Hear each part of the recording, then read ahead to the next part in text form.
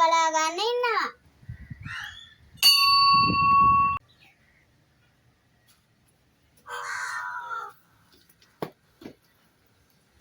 ඒ වගේම ඔයාලට මේ ස්ථානයේ විශාල ප්‍රමාණයේ බුද්ධ ප්‍රතිමාවකුත් දැක බලා ගන්න තියෙනවා.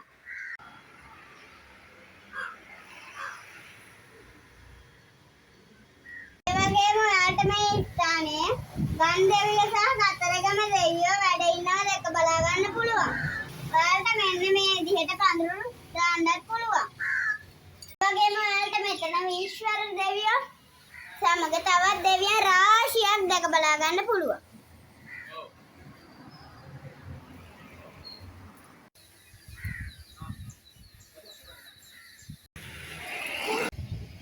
යාළුවනේ ඔයාලට පේනවද මේ කොනක් නොපෙන්න වෙලියාව?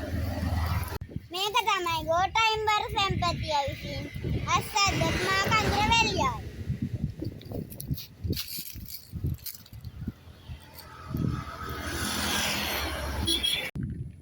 බලන්න මේ සිවිසල් වැව මේ වැවෙන් තමයි මා කඳුර වෙල්ලයට ප්‍රධාන වශයෙන් ජලය සපයන්නේ.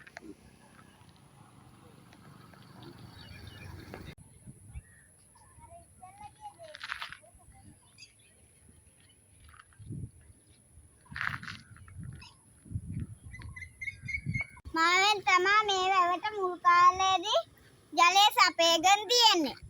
හැමෝම දන්නවා මාව කියන්නේ බස්නාහිර පළාත ඔයම් පළාත වෙන් තැන කියලා.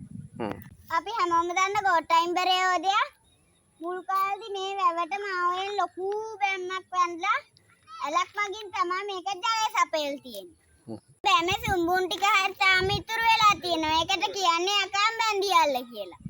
අපි ඊළඟ වීඩියෝවෙන් යකා බැන්දියල්ල වීඩියෝවක් ගේනවා කියලා අපි බලාපොරොත්තු වෙනවා. ඔන්න අද මම මේ වීඩියෝ එක මෙතනින් ඉවර කරනවා. එහෙනම් අපි ගියා බටාටා